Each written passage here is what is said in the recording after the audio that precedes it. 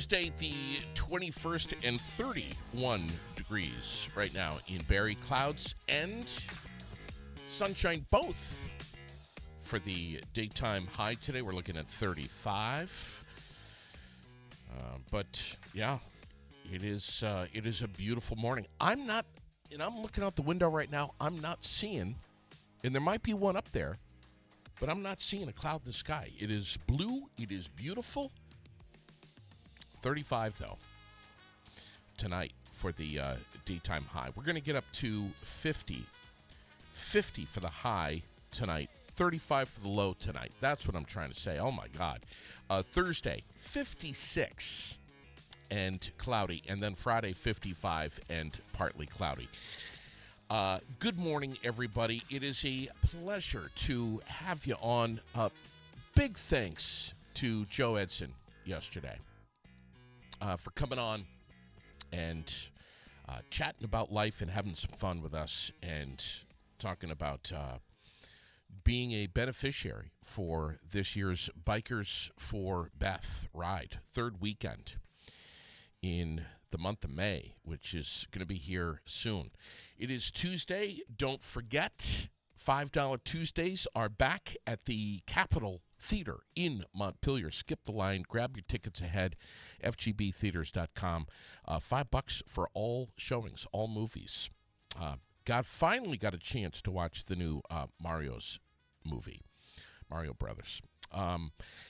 This guy sitting next to me is just such a legend. He is the president. He's the general manager of the Vermont Mountaineers for a long time. How many years? Since the very beginning. Brian Gallagher. Hey, thanks, JD. Appreciate it. And this is season, 24? Yeah, this is going on our 24th year. It's a couple of years prior to that, getting started with getting it organized with the group, and it just keeps growing every year. It's been a lot of fun. Had a little more hair back when we started this thing. You know, that happens, I guess. So. Brother, you've worked so hard. Kudos to and a tip of the hat to your board. This is definitely not about one guy and the team and the players. This is about a lot of people. Yeah, it's a whole community. Our board of directors works 12 months of the year. You know, we meet every month. We do league meetings. There's a lot going on behind the scenes. So tip my cap to them. We've had a lot of great board members over 24 years. Many have come and gone, and we always recruit new ones, and they work really hard at it. It's been a good run for sure. And the volunteers in the community, the host families, the whole thing has been a big success because of that group. So one of them in particular, Tim Bevins. What a solid dude he is. Yeah, Tim's been, as I think many people know, used to have banner shop in Montpelier, and back in the day he started making our banners back in the day, him and his wife, in a small garage, and then it expanded, and they did T-shirts and everything else. And Tim was a board member for many years, and he's not on the board now, but he was, and certainly is a big supporter of us and continues to do that to this day. So, Sure. Yeah. I don't know if you know this, but because I talk about it all the time, but I collect T-shirts, and it drives my wife absolutely insane. I have a whole bunch of Bevins and Sons T-shirts, vintage, old stuff from the old days that are just incredibly inappropriate. But I love wearing them, so anyway. I was going to say, Tim's sense of humor, I'm sure I can imagine what some of those T-shirts are pretty funny ones, they're right? Fantastic. Yes, yeah. So. We have a season that is right in front of us here. We see the signs, Adopt a Mountaineer. I see them everywhere. Yeah. What is that about? We have a host family program. Hannah Connor's in charge of doing that, and it's just a matter we need 40 beds. So people come in from all over the country for the summer to play ball here, and we have to house them. It's really fairly simple. They just need an empty room with a bed in it. Typically, we feed them dinner every night that they have games, they're home or away, get fed by the team. We do a lot of team events during the year. They'll get breakfast there, maybe lunch once in a while, but many times they're going out for a sandwich during lunchtime. But it's pretty simple. And again, the host families keep in touch with them throughout their time here and then beyond. I mean, we have people that go down and visit them at college, or when they make it to the pro ball or major leagues, all of a sudden they're going to see them at their at their games, which is pretty fun. Yeah. They follow their career and they become part of your family for the summer. We're still And that's happened. Yeah, it's definitely. We've had 25 guys make it to Major League Baseball. Many more progress up through the system, but yeah, we're about 13 beds short out of 40. So we're 40 players coming in. We need 13 more beds. So if anyone's interested, go on the website and send an email. I think you have the number, JD. I don't have it in front of me. I do. Yeah. Yeah, that phone number is pretty quick way to get a hold of us. So 498-5562. And again, the host families, free season tickets. Their kids go to baseball camp for free during the year. Really? Yeah, we do events at the field, little get-togethers with the host families during the season. It's just a part of the family, and we really appreciate that. It's a huge help. So I remember you telling me these athletes take everything that they do, including life itself, so seriously. They're not stumbling in at 3 o'clock in the morning. No, they definitely are working. Most of them are on full scholarship or partial scholarship, and they're really working to try to get to that next level. And they know if they do well here, they're going to get noticed by scouts and move on to bigger and better things. The NECBL is the number 2 league in the whole country for the last 6 years.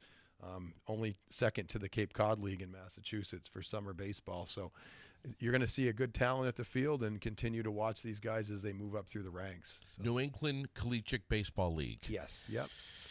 We have, God, it was so, I got to tell you, man, and I've been talking about this a lot over the last even couple of months, just that we're just so excited for the warmth, the green, maybe a cold beverage, a hot dog, some ice cream, and just to sit back and watch some baseball.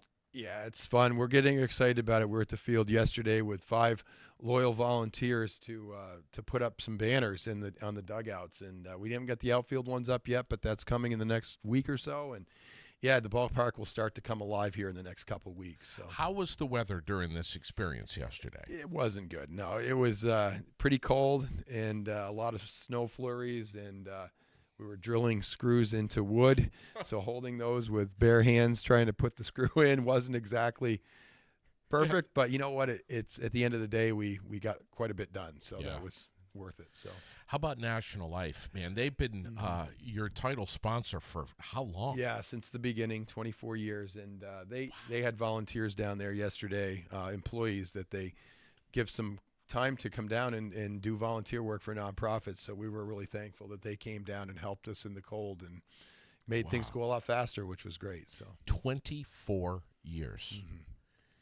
Yeah, we've got a handful of sponsors, quite a few actually, that have been on for 24 years, and I hate to start naming them because I know I'll miss somebody, but there's a core group that have been great, and then many others that have come on, even in 10 or 15 years, or even this year, they've come on for the first time. It's pretty exciting. Do you have a sales team that's out looking for sponsors?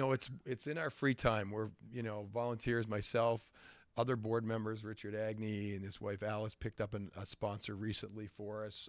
They do some, Chad Hewitt. There's different people out in the community that might have contacts with somebody, and they'll talk it up and sign them up. And it's a great way for the local businesses to come back and be part of a team that's really all about community. Sure. I was just going to say that.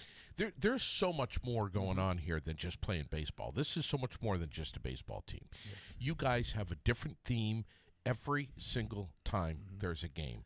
You give so much props to local businesses and local kids and local rock stars in our community. It's amazing. It's fun, and we have a marketing team on the board. And again, Richard is in charge of the marketing department. And we have meetings monthly, and we talk about themes and talk about what we want to do. We've got interns coming in from all over the country that are in college for media, broadcasting, sales, and we kind of put that team together over the summer, and they show up the next year. We work them in fall, and they come in the next year.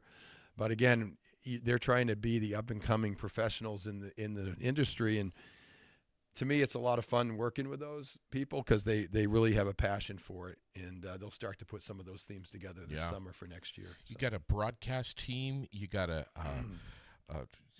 TV team. What network is that? It's most of the games are either on ESPN Plus now, or they're on the NECBL broadcast network. Apple TV, I think, is going to pick up some broadcasts this year as well. So it's kind of coming along with different things through the league. But it's, again, because we've been the number 2 league in the country, and there's not a lot of summer sports going on other than college sports, other than baseball. We've been lucky to get some of those contracts, which is great. So let's talk about some of these theme nights. Sure. And just glancing through, I'm seeing names like North Adams and Keene, North Shore, Sanford. There's some real rivalry between some of these teams, man. Yeah, I mean, Keene was always, in Sanford, were always our biggest rivals Swamp for Backs. years. They're closer. Upper Valley in Hartford, Vermont, is a big rival because they're so close. They're an hour away. But we always get excited when we play anybody. But those teams, you have a little bit more of an edge. You'd like to beat them, and they're in our division, so it's that rivalry back and forth. So some of these games in last summer was not the greatest season for the Mountaineers. Yeah, we struggled last year. We had 67 players that came and went during the year, where a lot of this is guys will come up and get 2 or 3 weeks and get some stats on there, and then they get noticed by pro scouts, and they shut it down, and they go home for the summer. They're like, hey, my stats were pretty good. Take a look at the highlights. TrackMan Synergy, they've got clips to show. And unfortunately, when you have a constant turnover like that, the chemistry's not there. You got people coming and going. So we're really working this year to try to get more people from New England that may be apt to stay longer than trying to, mess around with getting so many people coming in and out during the year. Yeah. So we're trying to work on that. It's not like it was 10 years ago where guys would come up and stay for the summer and then hesitate to go home. They like to stick around for a little bit. Now it's just constantly on the move. And your broadcast team's got to be up with that. That's a big job. Yeah, we've got a guy. We've had a really good relationship with Penn State. The last 3 broadcasters have come from Penn State, and they do this in the college season, and then they bring their talent up here for the summer and do that as well. And they do a lot of research. I'm getting a text here on opening night. When is it? It's June 7th. June 7th. Yep. June 7th will be our opener. We'll be away for the first 3 or 4 games on the road. We do a southern trip. We try to ask the commissioner to put our nice 3 or 4 games in a row. Yeah. And we'll stay in a hotel down there, kind of get those longest trips over with the first 2 weeks, and then we pretty much play in division the rest of the summer, which is kind of nice. So I've got the home schedule, and let's say right now, if you're anywhere up and down North Main Street, on foot or by car, get a glance over to the glass here, because we're gonna get the whole home schedule right here on the sidewalk. Mother's Day, we're right out of the chute with a bang here. I mean, come on. I mean, what a great Mother's Day gift idea that is. Bring mom to the ballpark. Yeah, and we don't play until June, but we do have a belated Mother's Day, so we call that, Well, get her the tickets. Yeah, the tickets. You can definitely come to the game. Moms get in free that night. Bring mom to the park. Go on the field after the game, play catch. We do the same on Father's Day in June, and it's just try to come up with different themes that are fun and lots of giveaways this year. A lot of the sponsors are stepping up. I think we've got 300 T-shirts going out on Fidium Fiber Night, for example, and just on that night. Yeah, that night they're going to bring a bunch of T-shirts down. I think they got 2 nights, so they're going to bring probably 150 each night and throwing them in the stands. So again, people like to catch stuff in the stands, or yes, they do. They roll them up like toilet paper balls and start picking people off. It's kind of fun, right? So I've heard that Skip has had some orthopedic issues. Is he doing okay? How is he? Is he going to make it? I think Skip's going to be good. I think his knees get a little beat up from rollerblading in the outfield. It's a little bit rough out there, but yeah, he's still kicking around and doing well. So. No woodchuck has any business roller skating on grass anywhere. I mean, what? It's tough. Who the hell's idea was that? I don't know. I don't remember, but I know that Skip's always been pretty animated over the years, jumping off dugouts and skydiving a few times with special events coming in, and just not anything I'd be interested in doing, but he seems to like it. Getting towed behind cars, holding on to ski ropes, and what was the other thing? Oh, riding a moped. Yeah. There's always something down there he's into. So yeah, but Skip's okay though. He's going to do all right. He'll be fine. Yes, he looks like he's maybe, at least last summer, maybe put a few pounds on. Showing his age, eating too many hot dogs down there. I don't know. So, for youth, for kids, you have a youth baseball and softball players night as we take on Bristol, June 13th. Sure. Any kids that show up in uniform, what happens? Yeah, they wear their jersey. They go on the field with the team for the national anthem. We'll put them on-field games, just be part of the crowd. We always find that those nights when we do Little League or softball leagues, most energy of the year, because the kids come in, they start the chants, they start going. Yeah. Fun to watch. It's good for them to see the next level up when they can strive to do. One other cool thing that's happening this year is the Red Sox Foundation is going to bring one of their traveling road shows up here on July 11th in the morning from 9 to 12. Kids get to come for free. They get Red Sox shirts. They bring in gear. They give every kid that registers some kind of equipment. And again, they can come for free. They have pizza shows up, and it's like a fun event. So July 11th from 9 to 12, and there's a link on our website. They can sign up for that, and parents can go on and just sign up. And again, it's completely free. They show up that day. They participate, and part of the Red Sox Foundation grant, which we were one of the few teams to get in New England. Wow. So that was cool. So, I want to give a tip of the hat here to some of these. I mean, look at North Star Fireworks. They do an amazing night. Fidium, East Rise, Capitol Plaza, Minuteman Press, Vermont NEA. National Life Night is always big. Frank FM Night, that is when July 7th, I think. Cody Chevrolet, huge supporters. Yes. Yep. Zachary's Pizza, Vermont Dairy Association Night, Green Mountain Community Fitness, and WCAX Night. I mean, the list goes on here, man. I mean, this is really, it's really cool, but we also understand this is not something that comes together a couple of weeks before the first pitch. No, it's from the fall to right about now is just making sure that all those nights are filled, that we get, the sponsorship money that pays the bus bills, the umpires, the equipment, all the expenses that come along that continue to go up every year. So, it's a lot of hard work from our group to do the fundraising throughout the year, but we're plugging along on it. And again, the community's wrapped their arms around this, and we appreciate it. So Joe is saying, I remember making the first food delivery when Jockey Hollow was the fried food when they started. Yeah. Jockey Hollow was on board for many years, and we've got a lot of vendors down there now, and it's just continuing to grow with that. So, Jordan, just tuning in, saying, is the organization still putting on the youth summer baseball camps? Yes, we have 3 weeks of camps, and all that information's on the website. From 9 to 12, 3 weeks during the summer. So we'll definitely check out the dates online for that.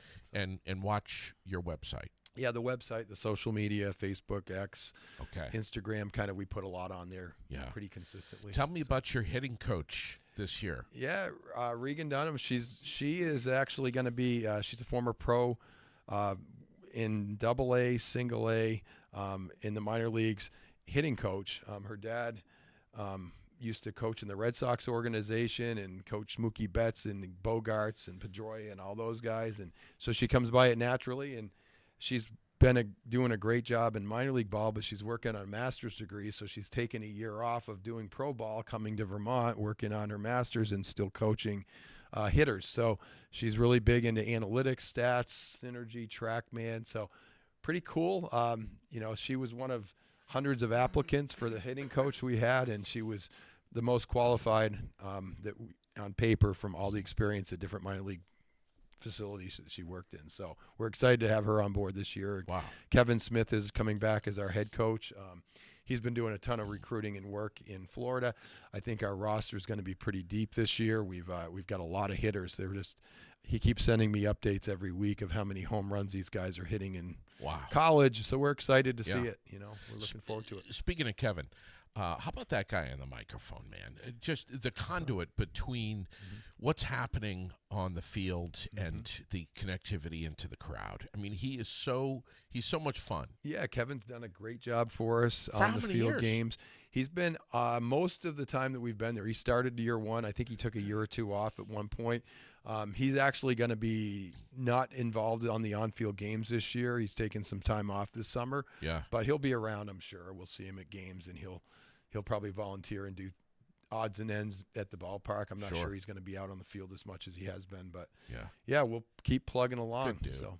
Are we still putting the tennis balls in the bucket and have the kids throw them at the car? Yeah, the Cody ball toss is pretty popular. The kids line up by the 50 to 100 kids on the sidelines throwing tennis balls through the window. And one night I forgot to put the net in, JD. Come on. Forgot to put the net in, so all of a sudden they were coming in, whizzing by my face as I'm driving the car there. Oh, that's right. You are the driver for that, too. Yeah, that's kind of a fun little thing, half an inning to go around and do that. And I do put the net up, though. Have you ever had a GoPro strapped to your head for that? I haven't. From your vantage point. Pretty good idea. We have had somebody in the back seat with a camera, which is kind of cool to see those tennis balls flying through windows. I can only imagine what it sounds like. It's amazing it doesn't dent the car. I mean, it's like a major hailstorm coming down when those tennis balls hit that. Some of these kids have a pretty good arm. Yeah, and then if they bounce off the car into the dugout, the players take them and try to throw a fastball to see if they can break a window, which hasn't happened yet. They're throwing pretty hard, but those cars are pretty durable. So I know that you don't have, and maybe you do, all of you said 25 players memorized that have come in to the Mountaineers and left and gone on to the big leagues. Yes. But do some of them ever come back and get recognized out on the grass? They do, and many of them are still active, which is great for them. But when they retire from Major League Baseball or from Pro Ball, a lot of them do come back down and bring their families. Years later, 20 years after the fact, they're coming into the ballpark. And we had Rob Delaney, who was our first guy, played in Major League Baseball.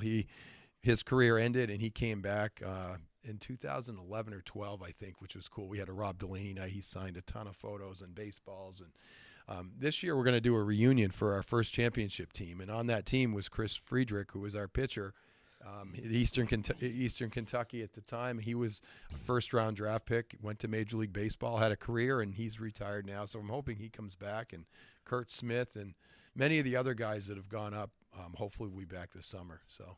That's so incredible.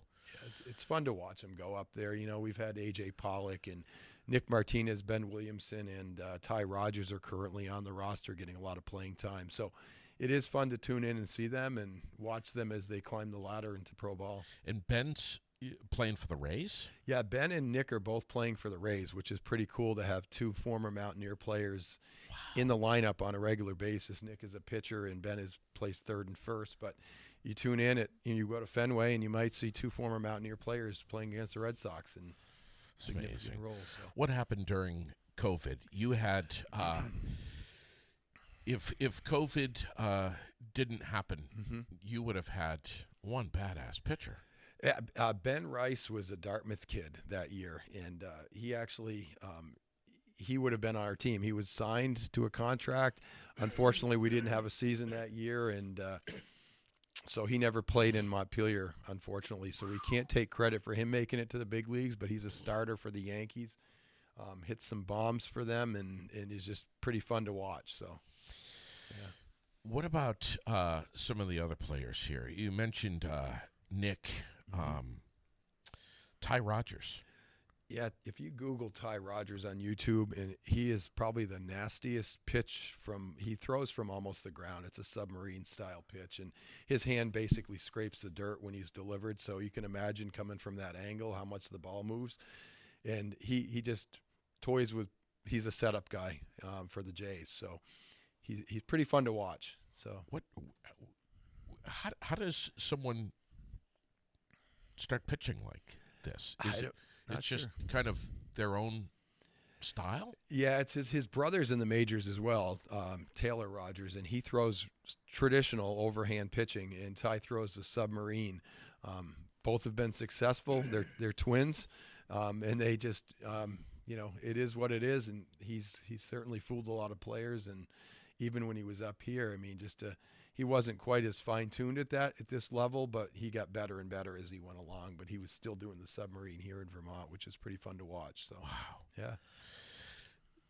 Let's give a shout out to some more of your staff members and volunteers that make everything come together so beautifully and seamlessly, from your parking attendants to your announcers to your PA team. I mean, Greg Hooker, what a super guy he is, man. Yeah, Greg's been on board for many years. He's a music guy as well as doing some broadcast PA work. And, yeah, he's been a legend at WDEV for many years, and he continues to come down and the point, volunteer. And the point, yeah. Yeah, exactly. Legend for countless decades, not to age him at all, but, man, Right. he's the real deal.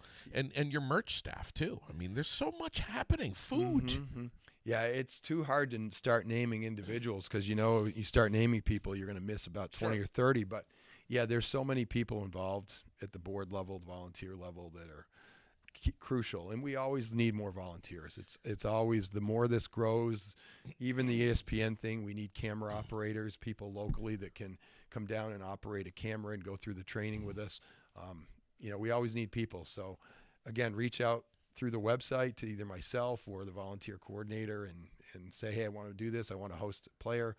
We definitely need the help. So, yeah, again, 498-5562 is the phone number to adopt a Mountaineer. Host families are so needed. The thing about you, Brian, I love it when I love to see the scouts there, man. I love to see the Girl Scouts, the Boy Scouts. It's just so cool, man. And Special Olympics, we just had a couple of athletes in here that were talking about their big night coming up July 8th, NECBL Inclusion Night, supporting individuals with intellectual and developmental disabilities. You get them out there in the field. Yeah, they go out in the field. We do a lot of introductions, acknowledgments, have them go out there for the national anthem, put them in the pregame where we do the in-between inning games on the field, bring them up to the booth, kind of do the tour, meet the players, get some autographs, go out and take pictures with players. It's a nice night, and unified sports, Special Olympics, anyone's invited around the state. Just come up and come in that night for free and join us. Yeah, for sure.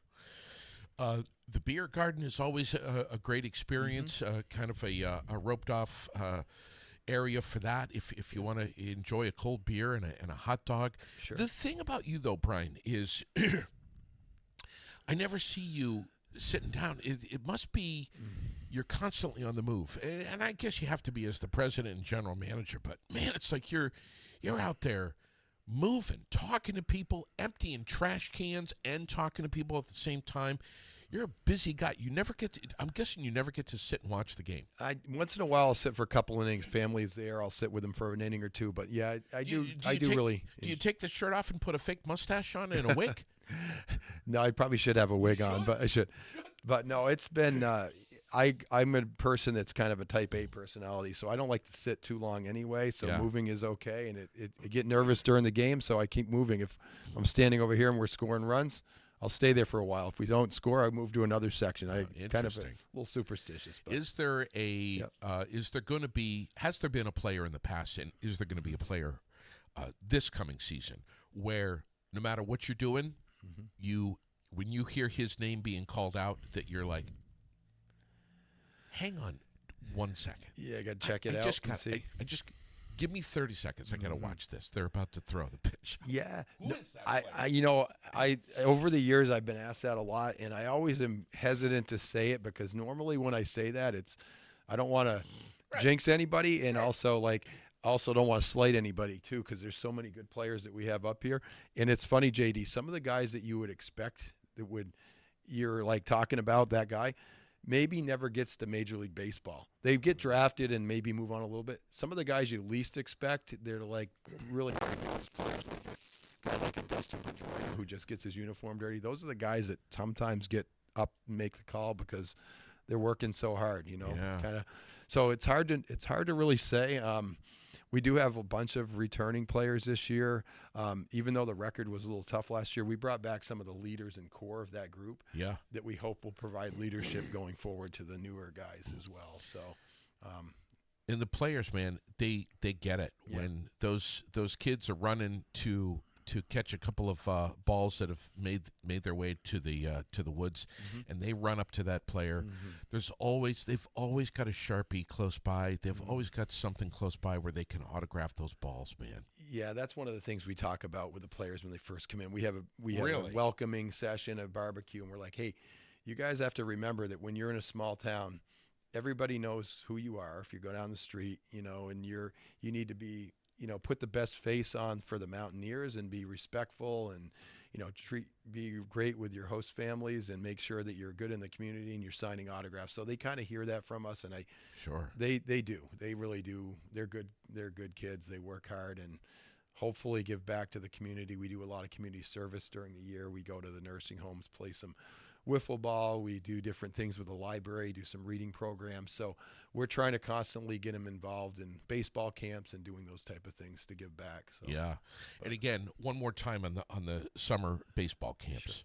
I want to make sure get that out there. More info on that. Yeah, everything's on the website. There's 3 weeks. We go from 9 to 12, 4 days a week for three weeks, and those dates are on the website. But again, they come in, we bring all the kids in, we divide them up by age groups. We set up a lot of stations. They rotate through those stations. Right there at Recreation Field. All at the field. So they're playing all on the big field. Once in a while, we'll go over to the Little League field for a little home run derby with some of the younger kids. But no, it's all right there at the ballpark. And again, we have some scholarships available too. The Kiwanis and some of the local businesses have donated scholarships that we can give kids free camp for the week. So if somebody's not able to afford it, give us a shout out and we'll sign your kid up for a free scholarship. What if your kid? What if your kid is a softball player? Same thing. Yep. We basically, for the most part, are using baseballs down there, but again, it's co-ed, it's baseball, softball players, it's youth camp. We're working on fielding, hitting, talking stations. Everything can relate to both baseball and softball. There's a granite plaque. I can't remember it. It's right there where the ticket sales are. Maybe you remember, but the history on that field is incredible. Yeah, that's a state historic marker at the top of the hill. And one of the cool things this year is, back when we first started, the Northern League was kind of legendary. Robin Roberts, the Hall of Famer, played here for 2 summers when he was at Michigan State. He came back to the field every year up until he passed in 2010. That plaque mentions him. The field was made as a WPA project back in the day where, through the Roosevelt era, they brought in workers that needed money, and they basically built that whole complex from the ballpark to the pool and everything else. So it's quite a history down there, and that plaque recognizes that. And then we have other granite plaques down at the ballpark. We're recognizing Crip Polly, for example. We put that up a couple years ago. From Barrie, legend. He was the first Italian-American in Major League Baseball from Barrie. He's buried in Hope Cemetery. So that was a person that we recognized a couple years ago. Brian Zecchinelli brought that to us, and we should really honor him, and made a plaque up. Rock of Ages donated it, and it's up at the ballpark. Zecchinelli is Wayside. Yes, Wayside. And Robin Roberts has a big plaque down there. He's in the Baseball Hall of Fame, and won 286 games. So he was a big part of our organization early on as well. So wow. What was happening before the Mountaineers? It was kind of dormant from 1952 until 2003. The ballpark was pretty much in disarray. The high school team, middle school team played there once in a while, the Legion, the men's league, but it really wasn't a very desirable field. And then when we started raising money and putting it back together and fixing it up, now everybody wants to play down there. And they do. And they all do. High school, middle school, men's league, Babe Ruth, camps are down there every day. So it's very used now, and we're very proud of the fact that the Mountaineers have put a lot of money back into that facility and upgraded it, new lights and scoreboards and fences and the whole thing. So, yeah, there's a lot. There's a lot, and it doesn't come without a price tag. Right. So, listen, when if you're going to the game, $2 for parking, grab some food, sure, grab some merch, support the team. Yeah, we as really much as you can. Yeah, it's really appreciated. I mean, we again work so hard year round with our group to try to make this happen every year, to pay the bills and make sure that we, are continuing to go forward for another 25 years. So just keep on going. So I have to ask you, has there ever been, and we hear Greg Hooker with the sound effects, but has there ever been a baseball that's taken out a windshield? Just a few, yes. Really? In fact, I've lost 2 windshields down there. Really? Yeah, I don't park right.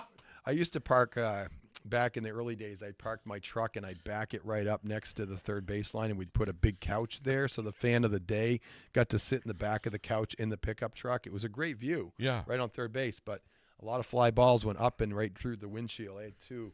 So I think my insurance company at the time said, maybe find a better place to park. So here comes this Brian Gallagher guy again, emailing us. I was going to say windshield world. I was pretty regular down there. So, but now it's, unfortunately that is kind of like a danger zone on the third baseline. But, if I'm parking down there now, go to the deepest part of the outfield and hope that nobody hits one into the river, or across the street up at the college. That would probably be even easier. Has there been one made into the river? Oh, yeah. There's been many of those guys that have put one into the river. And batting practice, especially on a day, I think guys are trying to see if they can launch one into the river. But we've had some games, it's like they go over that parking lot into the river. But what about Route 12? There's definitely some foul balls that do hit Route 12 once in a while. Hopefully not very often, but that time of night, it's maybe not as busy as it is during the morning commute, hopefully. So. Yeah. Yeah. So I got to tell you, man, when you if you're a fly in the wall and you just kind of glance up at the stands during any game, regardless of the weather, but especially on a nice sunny day, everybody's so happy. They're just so happy, and the thing is, they're present, Brian. They're not distracted by all of the clutter and crap and noise going on in their lives. Whatever their troubles are, they're erased for a couple of hours when they go to a Mountaineers game. It's kind of the common denominator. It's a multi-generation family entertainment. You see the young kids all the way up to the grandparents there hanging out watching a game, and it is a nice environment where you can sit and talk to the person next to you and not have to, worry about everything else, and you hear some sound effects and some music, and you see some good baseball. It's a win-win. It's low-cost family entertainment. Yeah. That's what we're trying to do, is keep it low cost. God, I love it. So. I love it.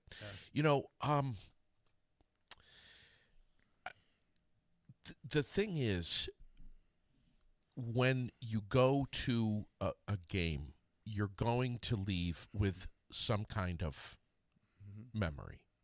Some kind of memory. Sure. Whether it's you dropped your hot dog and it made its way through the bleachers, or my friend last year who dropped his cell phone through the bleachers. Seventh inning stretch down there trying to find it. You're always going to have some kind of experience, some kind of takeaway.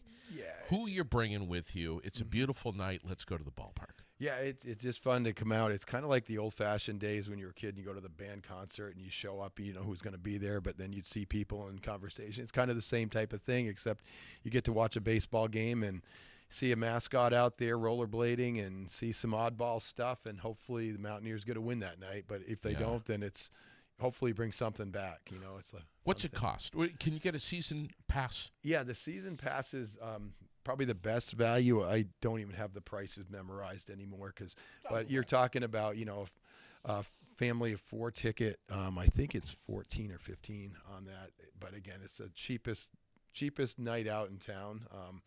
And the individual tickets, I think, are $7 if you buy them in advance. So Okay. it's pretty inexpensive, and all the prices are on the website for the season passes as well. There's a couple of folks that are fans that you definitely know that they're like, they don't miss a game. No. They have their turf that is staked out. Mm-hmm. This is where they sit. Yes. This is when they get up to go to the bathroom. This is when they get up to go get something to eat. There's some real diehards, Brian. There are. Some people like to bring their own chairs and sit out along the first baseline. Other people go in the grandstands and they get there an hour early and put their seats out, their cushions out on the seats. And it is funny that they're all in that routine. And, it's pretty cool to see that, people that are that invested in coming to watch the team and support them. So. What's up with those red seats up there at the top? Those were donated by Vermont Mutual and Union Mutual. They both had 2 Red Sox box seats that they had bought from their Fenway raffle or whatever, and we don't need them in the office. Let's put them at the ballpark and let people sit in them. So we mounted those, welded those in at the very top of the grandstands, and those are our best seats in the house now, where people get selected and go up and sit there. How do you select them? Typically, Skip picks them. So he'll go through the crowd in one of the early innings, first inning, and point to somebody, and he usually looks for a group of 4 and points to them, and they go up and sit there. So, friend of mine had their first date at a Mountaineers game. Blind date. Didn't know each other at all. And they're still together. I think it's been, I want to say 7 or 8 years, something like that. Unreal. First date, Mountaineers, man. That's good. Started off on the right foot. Yeah. Right? I think, should get married. I don't know. Has that ever happened? We haven't had a marriage on the field. We did have a proposal one night. Somebody asked if they could, in between innings, go out, and I'm like, yeah, it's fine. They got the microphone, and they went out and did it, and it was kind of funny. I don't know. That was several years ago. I don't know how it turned out, but you don't know if she said yes? No, she did say yes, but I don't know how it turned out after that. We didn't get any invitations to a wedding or anything, but I'm assuming it happened. So, yeah. What's that one team this year that when their bus rolls in, you're like, okay, let's get a win here. Yeah, well, we play this Governor's Cup between Hartford and Montpelier, so whoever wins the series gets to keep the trophy for the year. It's a big milk jug. Name goes on it, the years they win it. And knock on wood, we've won it, I think, the last 3 or 4 years from Upper Valley. So we always get up a little bit for those games.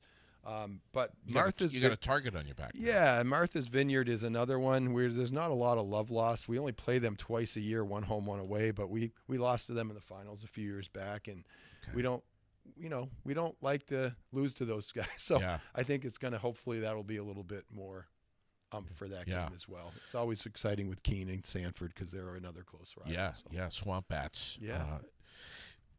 Tell me about those championships. Yeah, we've been fortunate. We've been in 6 finals in the 23 seasons, not counting that COVID year. So been there quite a bit. We've won 3 of them. So we won 6 and 7 back-to-back years. We were in the finals 2005, 6, 7, 9, and then won again in 15. And then we were back in the finals, I believe, in 22. So we've been there quite a bit, and it's tough to win those. You got to have a lot of luck and a lot of things fall into place. But the team that keeps their team longest has a pretty good chance to move on. So hopefully we can do that. One of them, it came down to the final game. It was so close. Was that 2022? Yeah, we actually we lost in Martha's Vineyard that year in 22. We won on a walk-off suicide squeeze in Mystic in 2015. Was pretty exciting. We back and forth the whole game, and it do or die. And then extra innings, laid down a bunt, and the guy from third came in and beat the throw home to win the game, and that put us ahead by a run, I should say. And then our closer came in and finished it out. So it was pretty exciting to take that one on a squeeze at the end. So. And you were there watching. Yes, that was an exciting bus ride home. That was fun. Did you spill your beer? Well, we didn't have any place open to get any at that point, so but it was a heck of a ride home. The players were not sleeping on the bus that night on the way home. They were pretty excited. Wow, man. Yeah, and we came back into town at, 3 o'clock in the morning, and the police met us on the interstate and did an escort from there to the ballpark, and fans were down there at 3:00 in the morning to greet the team coming in, and one of our Really? board members turned the lights of the field on, and the guys went out and took pictures with the trophy. So yeah, it was an all-night event, and then I had to get up the next morning and go to a class for my master's degree in Barrie, and I had 2 cups of Dunkin' Donuts with me, and didn't get much sleep that night, but that was a fun night, though. Fun night for sure. Gosh. So, What do you do over at Montpelier High School? I teach phys ed, so I've been there between Montpelier for 34 years. So I know I'm looking my age, but I do enjoy it still. We do new things each year, doing a skateboard unit for the first time this year. So I'm on a skateboard in my 50s. So it keeps me young and active. Kayaking, canoeing, weightlifting, all that stuff is cool stuff to be part of. I enjoy it. So How's the ball team over there? I think they're going to be okay this year. Seems like the buzz is happening. The players are excited. Every year it's always competitive. So my hope, we have a former Montpelier High School student on the Mountaineers this year, which is very kind of rare. Andrew Tringe, a Montpelier kid. He goes to Brandeis. He came up at the end of last year, pitched a few games for us when we needed roster turnovers, and did incredibly well. So we signed him to a full contract this year.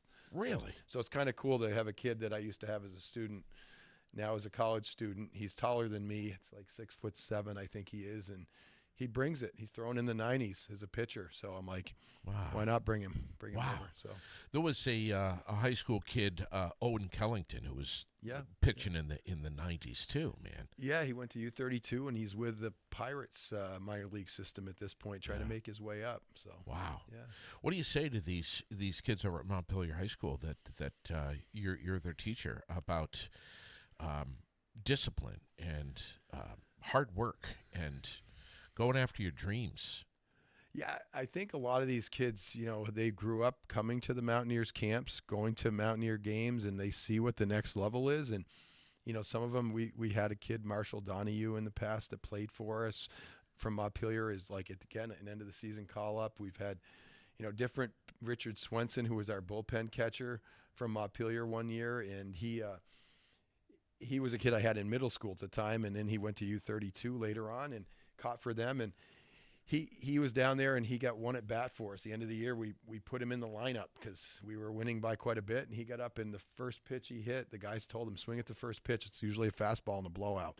Swung it, went right up the middle for a base hit. So the kid's got the highest batting average, 1-for-1 as a Mountaineer, from That is so great. Kind of cool. It's always a fun thing when that happens. So The VermontMountaineers.com. The THE. Put that in front. The VermontMountaineers.com for the complete schedule.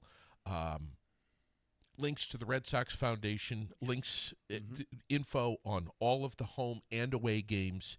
Different theme nights, volunteers needed, host families still needed. Right, I'm going to show this to you one more time, folks. Sure. So we make sure, and I know that you've seen the signs out in the community. They're everywhere. Yeah, really important. We're really hoping to get those last 13 out of 40 players placed and give them a place to stay when they're in town. People won't regret it. They're good guys, and they work hard, and great role models for your kids as well. So we hope that will fill up. June, what is it, 7th is the first home game, I think? Yeah, June 7th is the first home game.